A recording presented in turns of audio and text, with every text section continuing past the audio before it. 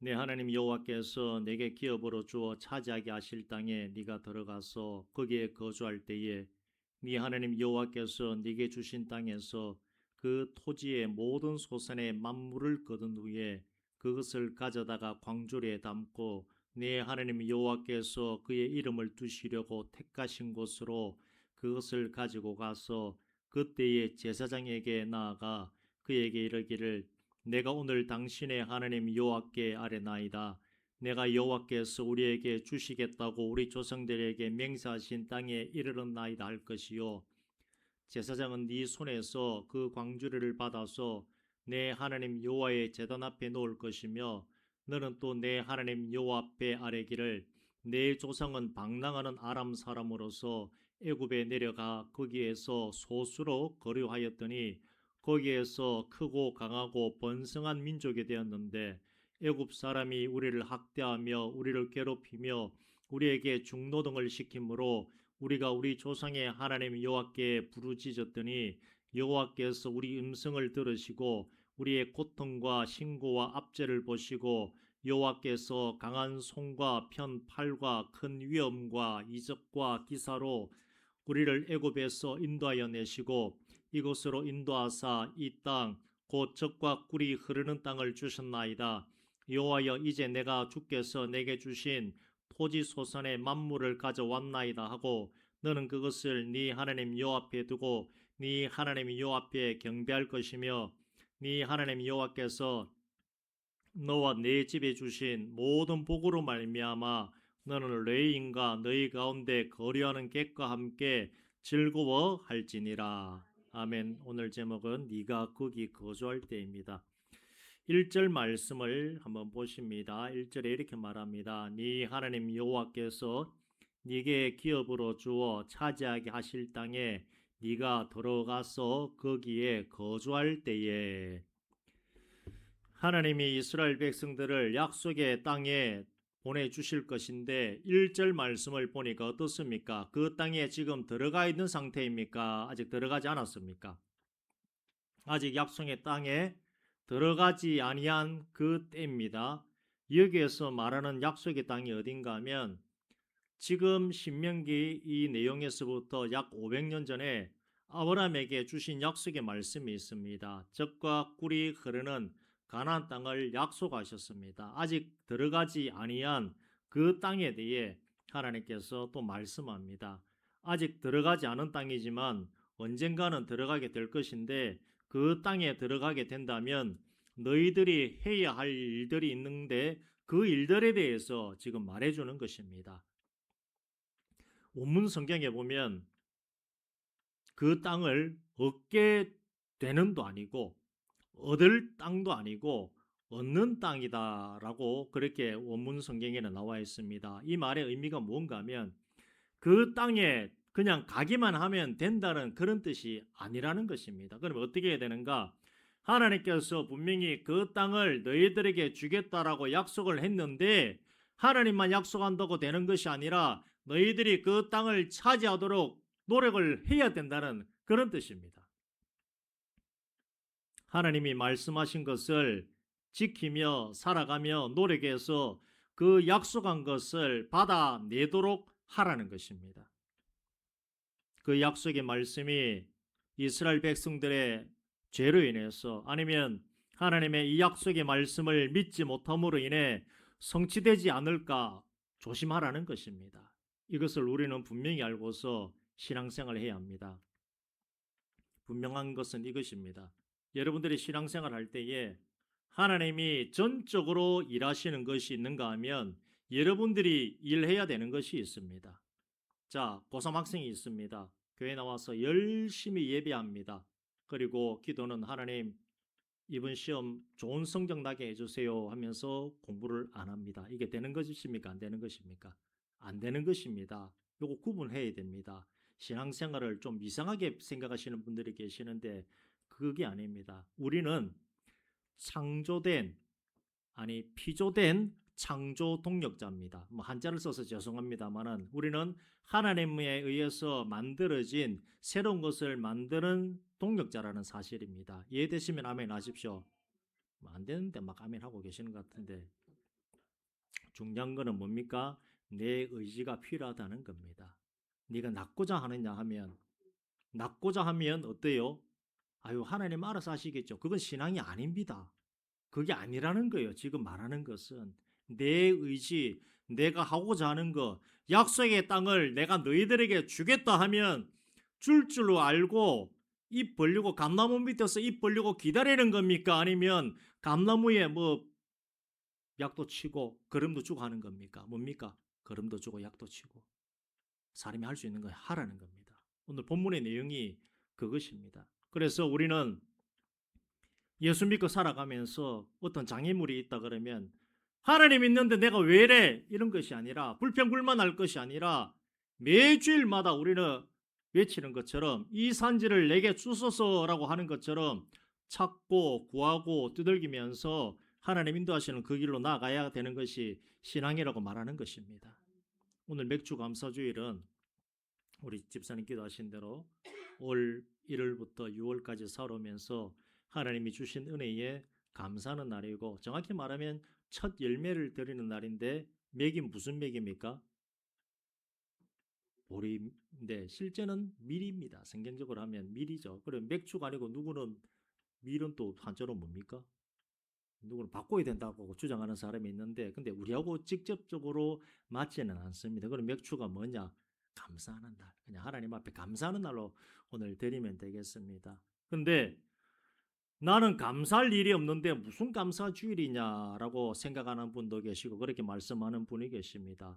감사주일은 감사할 일이 있으면 감사하고 감사할 일이 없으면 원망하고 불평불만할 것이 아닙니다. 하나님은 우리에게 이렇게 말씀합니다. 네가 지금 처한 상황이나 감정에 따라서 감사할 일이 있으면 감사하고 없으면 감사하지 말라고 하나님 그렇게 말씀하지 않는다는 것입니다. 여러분들이 처한 상황과 기분에 따라서 나아가는 것이 아니라 하나님이 감사의 절기로 지키라고 해서 우리가 그렇게 감사의 절기로 지키는 것입니다. 하나님이 여러분들의 행편을 모르겠습니까? 엄마 뱃속에 있을 때부터 여러분들 구별하시고 예수 믿기로 작정을 하신 분이 하나님이십니다. 응예 하고서 다 태어났는데 그때 나온 때 하나님 모르겠습니까? 압니다. 살아오면서 지금까지 오늘날까지 여러분들이 살아온 모든 것을 알고 계시는 분이 하나님이시는데 어떤 행편에 처하든지 하나님이 우리에게 말씀하시는 것은 감사라고 하는 사실을 꼭 기억하시길 바랍니다. 감사하는 것이 나를 살리는 힘이 된다는 것을 하나님이 아시기 때문에 그렇게 말씀을 하시는 것입니다. 만일 내가 처한 상황과 형편을 가지고 감사라고 한다면 여기서 감사할 분이 과연 몇 분이나 되겠습니까? 아직 가나안 땅에 들어가지 아니한 오늘 본문의 상황에서 하나님은 가나안 땅에 들어가서 해야 할 일들에 대해서 말하고 있습니다. 지금 이 사람들이 광야에서 40년 동안 살아가면서 먹은 음식 뭐가 있습니까? 매일 떨어지는 게 뭡니까? 이게 먹고 하는 게 뭡니까? 만나. 그게 뜻이 이게 먹고 그 뜻입니다. 이 뭐지? 이 먹고 이거 먹고 경상도 말로 그하고 하늘에서는 뭐가 떨어졌습니까? 메추라기. 얼마나 먹었습니까? 40년 동안에 이 사람들이 광야 생활하면서 만나와 메추라기를 정말 싫어했습니다. 먹기 싫다. 먹기 싫다, 먹기 싫다만 말하던 사람입니다. 그런데 왜 하나님께서 먹게 하셨는가 하면 신명기 8장 3절에 이렇게 말합니다. 너를 낮추시며 너를 줄이게 하시며 또 너도 알지 못하며 네 조상들도 알지 못하던 만나를 네게 먹이신 것은 사람이 떡으로만 사는 것이 아니요 여호와 입에서 나오는 모든 말씀으로 사는 줄을 네가 알게 하려 하심이니라고 분명히 말하고 있습니다. 먹는 것을 가지고 하나님의 훈련을 시켰다는 그런 뜻이 있는 것입니다. 우리가 이 육신을 입고 살아갑니다마는 이 육신의 욕심, 다시 말해 육신의 정욕으로만 살아간다면 진짜 사람다운 인생을 살아가는 사람이 아닙니다. 우리가 육신의 정욕으로만 살아가는 것이 아니라 하나님의 약속의 말씀 따라 살아가는 영의 사람이 되어야 하는 훈련을 하나님께서 시킨 것입니다. 그렇게 먹는 것으로 만나를 매일 주기는 줍니다마는 풍족하게 줍니까? 양을 정해 줍니까? 양을 정해서 주시지요. 먹는 것으로 훈련받는 절제의 삶을 살고 난 후에 하나님께서 보시기에 합격 점수를 받으면 영의 일을 할 수 있는 것이고, 그 이후에는 물질을 많이 맡겨도 하나님 떠나가지 않고 살아갈 수 있는 것입니다.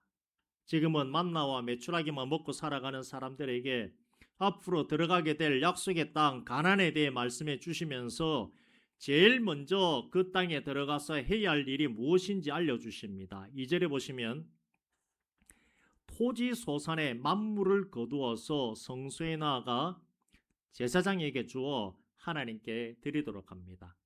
약속의 땅 가나안에 들어가게 되면 하나님이 계신 성소의 첫 열매를 거두어 가지고 나오라고 합니다.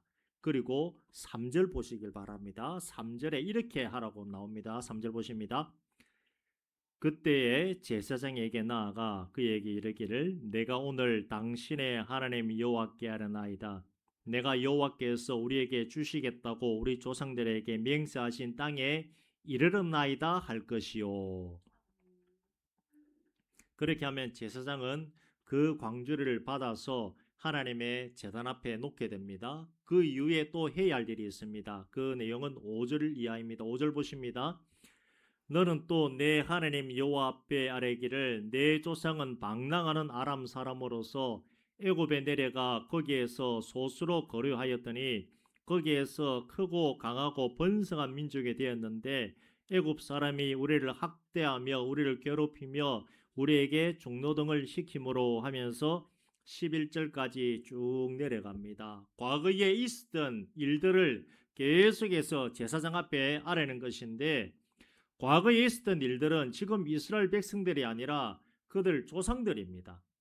약 400년 전의 일이기 때문에 직접적인 관계가 없습니다. 우리가 지금 이 땅에 살아가는데 할아버지, 아버지 그리고 그 윗대가 살아온 것에 대해 자세히 생각하고 돌아보며 그렇게 우리가 살지 않지 않습니까? 조상들이 살아온 일들에 대해 알며 살아간다 할지라도 나와는 직접적인 관계가 없기 때문에 특별한 감흥이 없습니다. 그러한 이스라엘 백성들에게 알지도 못하고 체험하지도 못한 과거의 일들을 입을 열어 말하라고 하는 것은 하나님이 어떤 분인지 너희들이 잊지 말고 살라고 하나님께서 입으로서 말로써 귀로 듣을 수 있도록 교육을 시키는 것입니다.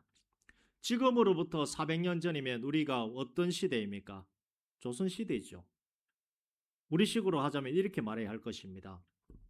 하나님, 임진왜란과 병자호란을 겪으며 살아왔고 이후에 일제강점기와 6.25 전쟁을 거치며 우리가 지금까지 왔는데 이제 하나님의 은혜로 이 나라와 민족의 어려움에서 벗어나 지금은 전 세계에 K라고 하는 숫자가 들어가면 한국이라고 말할 정도로 유명한 나라가 되었습니다. 이 모든 것이 하나님의 은혜입니다. 그렇게 하고 난 후에 이 땅에서 난 토지 소산의 만물, 그러니까 처음의 것을 하나님께 드리고 너와 내 집에 준 복으로 말미암아 레인과 너희 가운데 거래하는 객과 함께 즐거워할지라, 이렇게 되는 것입니다. 지금 2026년도 7월 5일 오늘을 살아가는 우리에게 있어서 구약 성경에서 말하는 애굽과 우리는 직접적인 관련이 없습니다. 가나안도 우리와 직접적인 관련이 없습니다. 성지순례를 가서 한번 땅을 밟아보시면 뭐 애굽이 어떠한지 가나안이 어떠한지 알수있겠습니다만은 성경만 듣고 봐가지고는 뭐지? 직접적인 관련이 없습니다. 그러면 오늘 본문에서 말하는 것이 우리와 무슨 관계가 있길래 말씀을 나누는 것인가 하면 성경에 나오는 하나님께 감사하는 법에 대해 우리가 알고 감사하고자 이렇게 말씀을 나누는 것입니다. 애굽에서 나와 가나안으로 들어갔다는 이것의 첫 번째 의미는 사망에서 생명으로 건너갔다는 뜻이 됩니다. 예수를 믿지 않고 살다가 예수 믿게 되어서 천국 백성이 되었다는 것이 곧 사망에서 생명으로 건너간 그런 뜻이 됩니다. 그렇게 예수 믿지 않고 살다가 예수 믿게 된 분이 계시다면 하나님 앞에 감사하시길 바랍니다. 그런 의미입니다. 또 다른 의미로 보자면 아브라함에게 주어진 언약이 가나안 정복으로 이루어졌듯이 우리가 신앙생활을 하며 기도의 응답을 받았다든지 아니면 내가 교회에 충성하니까 하나님께서 어떤 은혜의 응답을 주셨다 하면 그 역시 저주받은 애굽에 살다가 가나안으로 나온 것이 되는 것입니다. 그렇기 때문에 여러분들 살아온 것을 돌아보시면서 하나님 앞에 감사하시길 바랍니다.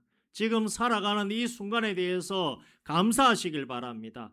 내가 처한 환경을 가지고 감사라고 한다 그러면 과연 감사할 조건을 가진 분이 몇 분이나 되겠습니까? 11절을 한번 보겠습니다. 11절은 이렇게 마무리합니다. 네 하나님 여호와께서 너와 내 집에 주신 모든 복으로 말미암아 너는 레위인과 너희 가운데 거래하는 객과 함께 즐거워할지니라. 아멘. 하나님이 주신 모든 복으로 말미암아 너와 내 집이 즐거워하되 거래한 객과 어때요? 레인과 함께 with together 함께 중요한 것은 함께 즐거워하는 것입니다.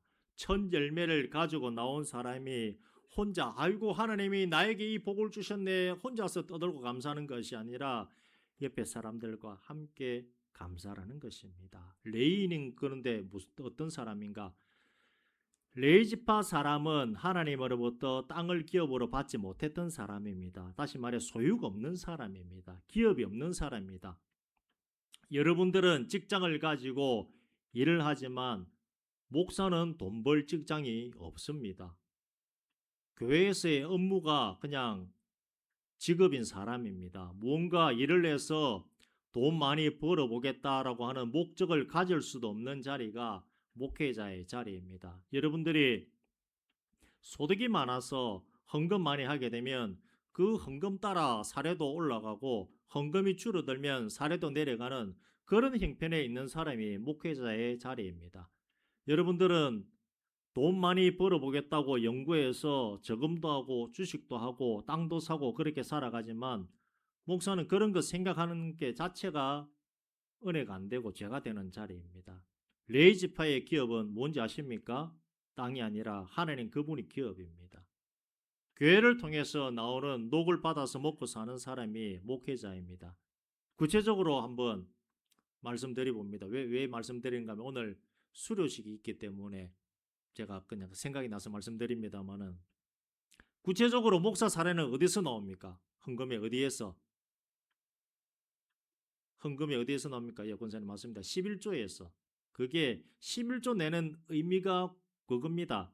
정확히는 성도님들이 내는 11조에서 목사 사례가 나오고 그게 11조의 목적입니다. 자, 교회에서 헌금이 안 나오면 누가 목사 생계 걱정하고 책임집니까? 마누라가 걱정합니까? 아니죠. 헌금 목사 먹고 사는 문제, 집에 쌀 떨어진다는 것은 시무 장로님이 고민하고 걱정할 문제입니다. 요거 뭐 원래 성도분들 모아두고 공부해야 될 내용인데 오늘 그냥 수료식이기 때문에 생각나서 문맥에 맞춰서 말씀드리는 부분입니다. 그래서 옛날에는 장로님들이 한번 돌아가신 유치기 장로님하고 다 그랬던 걸로 제가 알고 있습니다만은 목사님 먹고 사는 문제는 걱정하지 마세요. 우리 장로들이 다 알아서 할 테니 목사님은 목회만 신경 쓰세요 라며 그렇게 다들 신앙생활하며 살아왔습니다. 근데 지금은 그런 장로님들 대부분 천국 가시고 없고 하나님이 알아서 하시겠지 하는 세상이 되었습니다만은 구약시대 레위 지파를 제한 지파들은 무엇을 기업으로 받았다고요? 땅을 기업으로 받았기 때문에 땅 없는 레위 지파를 부르고 객을 불러서 어떻게 해요? 감사를 함께 하라고 하는데 하나님 뜻이 있다는 겁니다. 그래서 여러분들 감사할 일 있으면 혼자만 하나님이 나만 그냥 특별히 사랑해서 그렇구나 그렇게 하지 마시고 감사할 일이 있으면 떡도 좀 돌리고 밥도 좀 하고 같이 어떻게 해요? 함께 은혜를 나누라고 하는 것이 감사 가운데 들어가 있다는 사실을 꼭 기억하셨으면 좋겠습니다.